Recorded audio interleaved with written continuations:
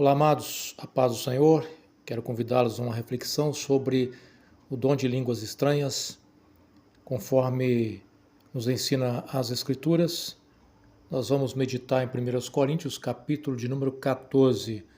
Capítulo 12 dessa carta, Paulo havia falado a respeito da igreja como corpo de Cristo e sobre os dons espirituais. Capítulo 13, ele fala sobre a importância do amor como algo superior aos dons espirituais.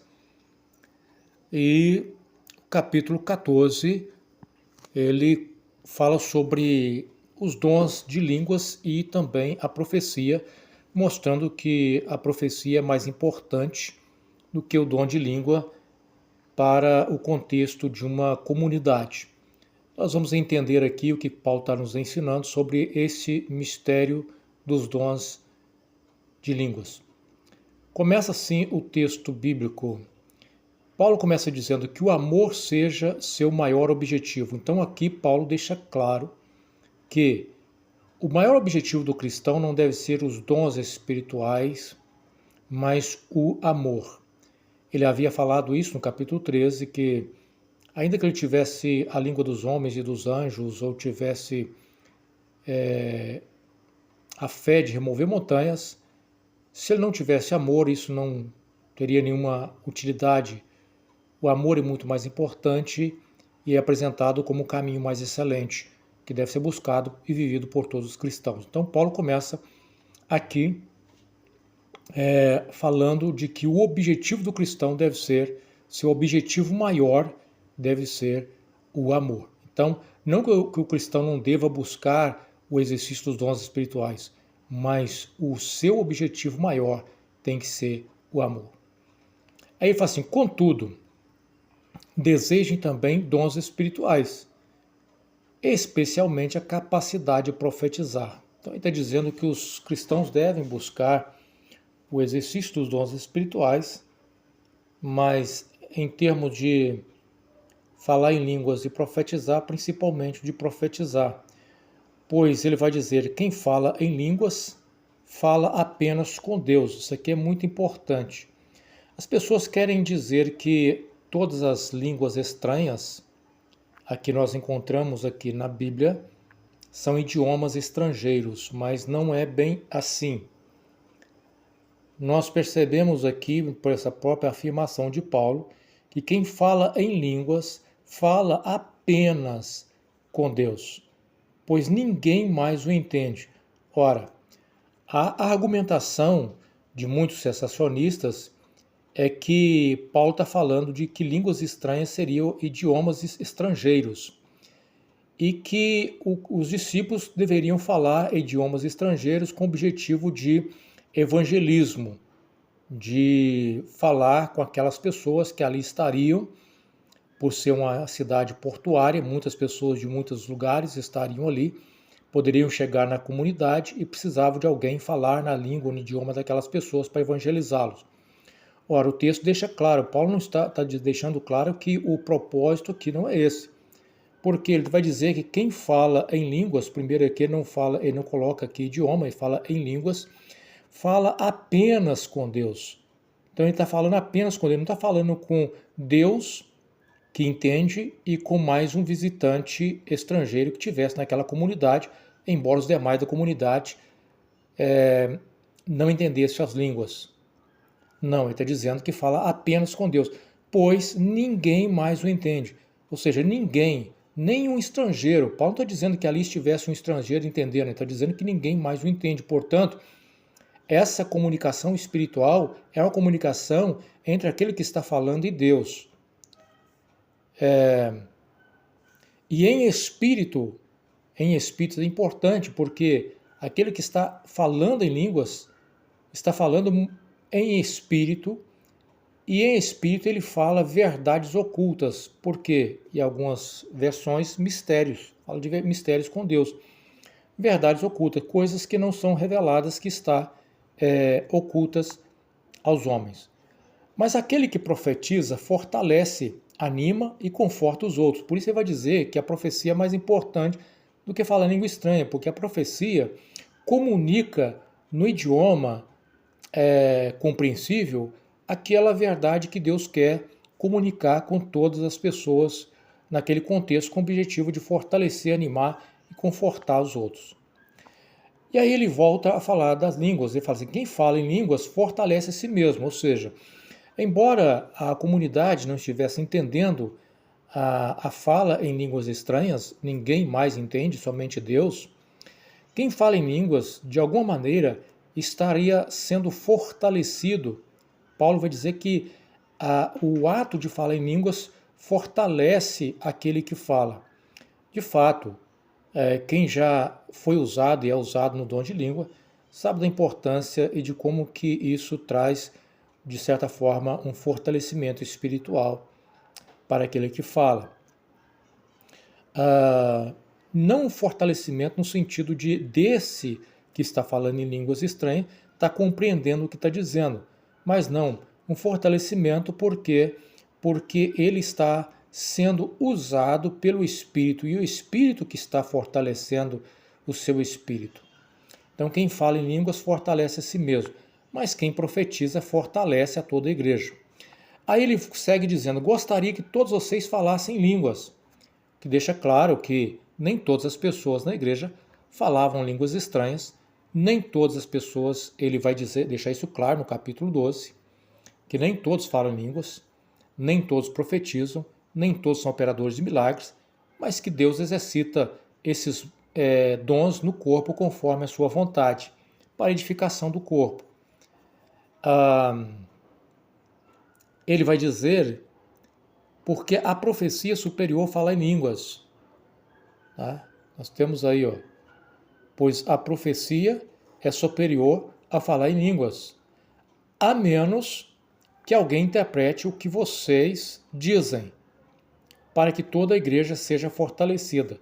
Ele está dizendo que a língua estranha teria igual importância à profecia se ela fosse interpretada por alguém para que toda a comunidade fosse fortalecida, e não somente aquele que estivesse falando. Essa interpretação, entendemos que não se trata de uma tradução palavra por palavra, mas de uma interpretação daquilo que Deus quer comunicar com a igreja naquele momento, caso haja alguém com o dom de interpretar. Essa capacidade de interpretar não é a capacidade que alguém tem de estudar um idioma e depois traduzir aquele idioma porque você estudou palavra por palavra, os verbos, as preposições e tudo que liga a fala de um povo.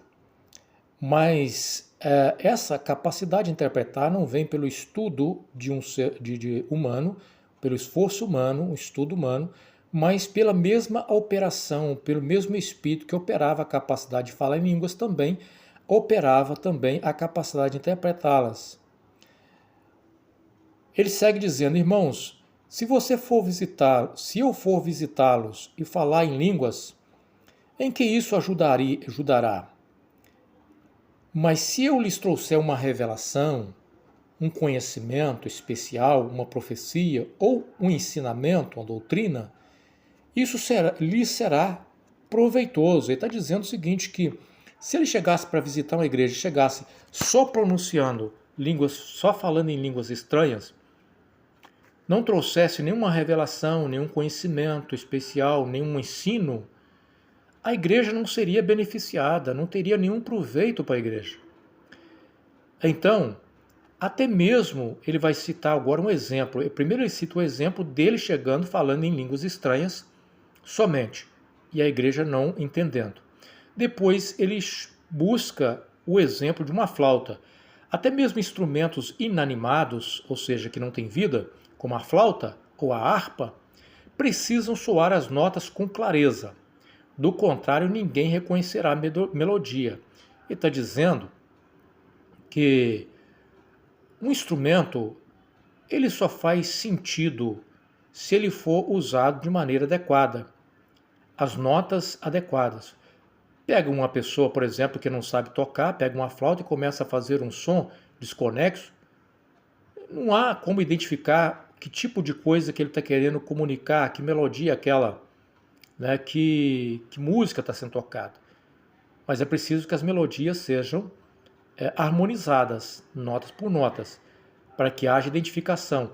Assim, ele compara aquele que fala em línguas, caso não haja uma interpretação, seria como que não tivesse nenhuma utilidade, porque até mesmo os instrumentos inanimados precisam ter harmonia e clareza.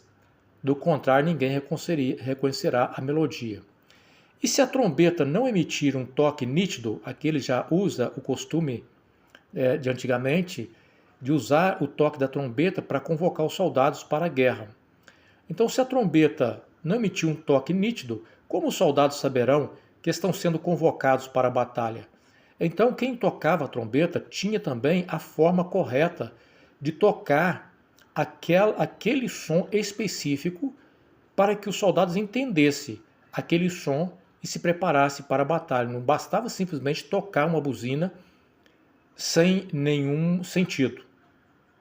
Então ele usa esses comparativos para mostrar que dons de línguas sem interpretação na igreja não faz nenhum sentido.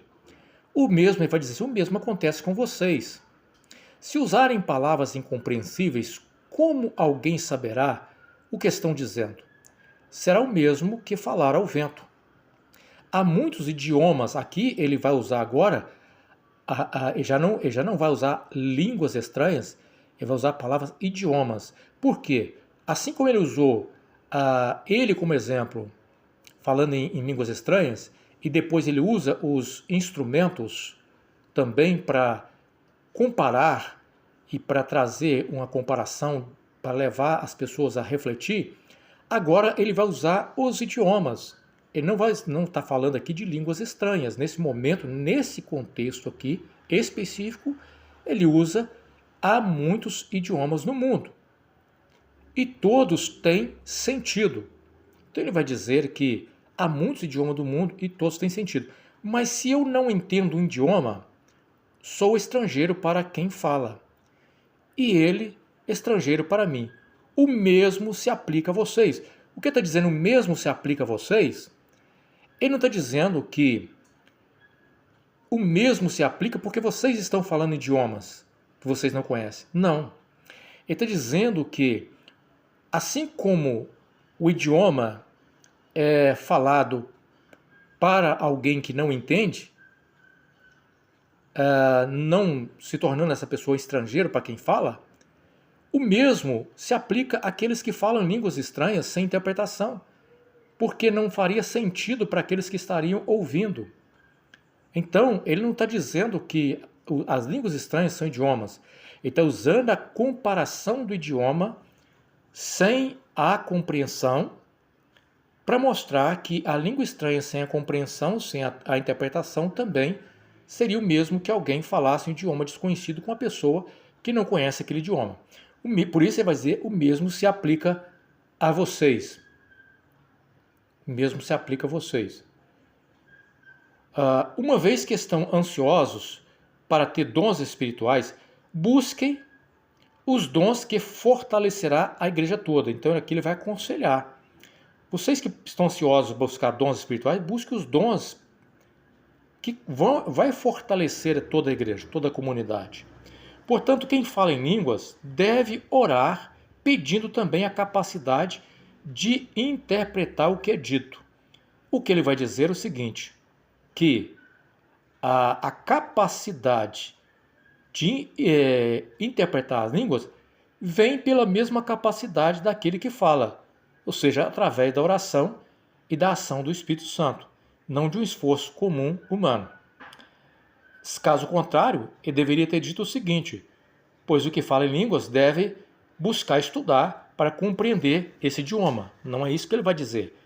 Ele vai dizer, ore para que vocês recebam a capacidade de interpretar o que foi dito.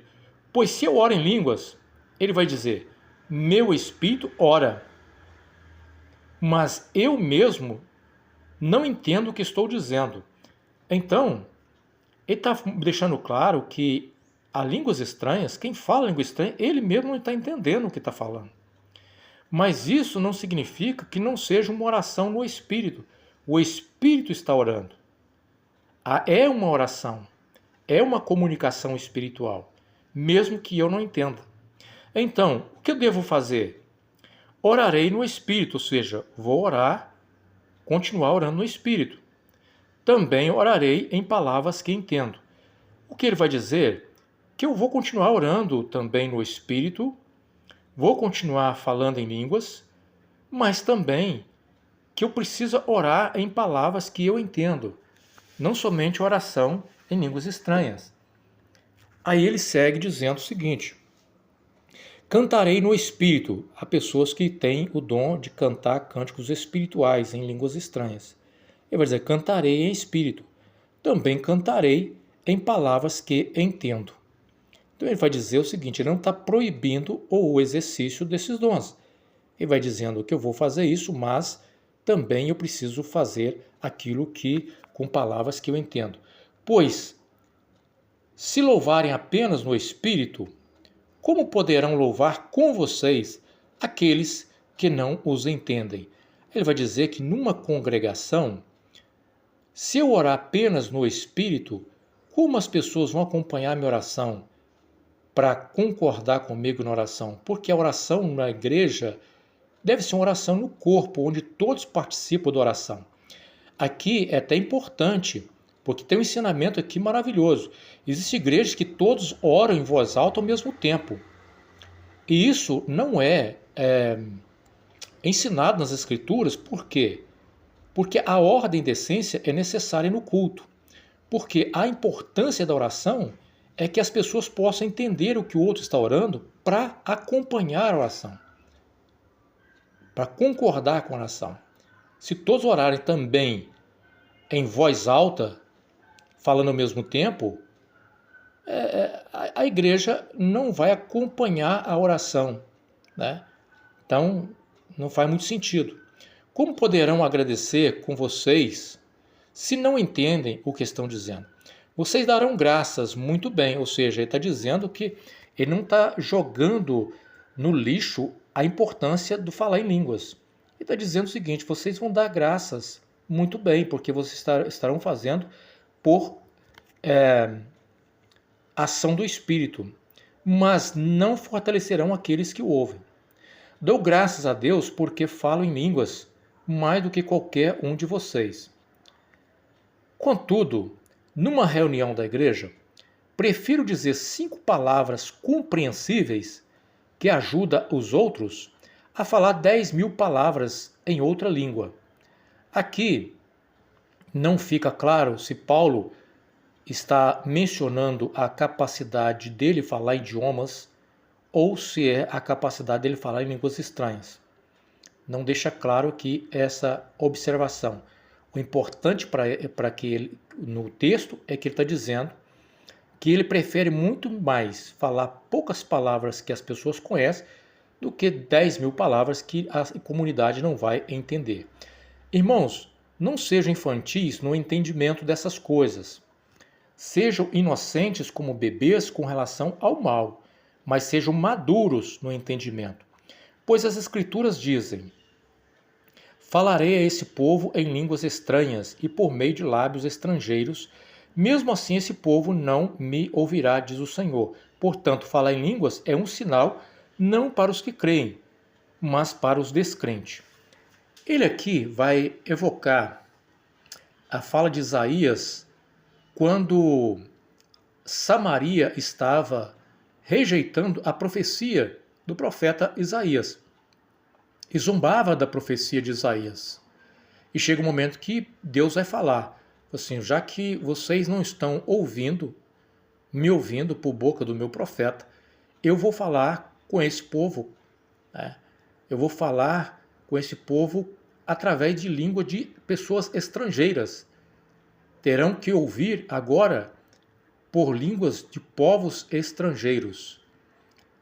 E aquelas falas, eles ouvindo a línguas estrangeiras, que seria dos inimigos, que viria dos assírios, que iria dominar Samaria, o povo de Israel, eles iam entender que aquelas línguas estranhas que eles ouviriam eram sinal, porque eles foram incrédulos com relação à profecia dita na sua própria língua. Portanto, Paulo vai dizer que a língua estranha, ele não está comparando, não está dizendo que a língua estranha aqui é o idioma, mas ele está dizendo que, assim como Deus fez ali antigamente com Samaria, as línguas estranhas seriam um sinal para os incrédulos também, e não para os crentes, e sim para os descrentes. A profecia, contudo, é para os que creem, e não para os descrentes. Ainda assim, se descrente ou pessoas que não entendem essas coisas entrarem numa reunião de sua igreja e ouvirem todos falar em línguas, pensarão que vocês são loucos. Mas, se todos vocês estiverem profetizando, e descrentes e pessoas que não entendem essas coisas espirituais entrarem na reunião, serão convencidos do pecado e julgados por aquilo que vocês disserem. Ao ouvirem os pensamentos secretos deles, serão revelados, e eles cairão de joelhos e adorarão a Deus, declarando: de fato, Deus está aqui no meio de vocês.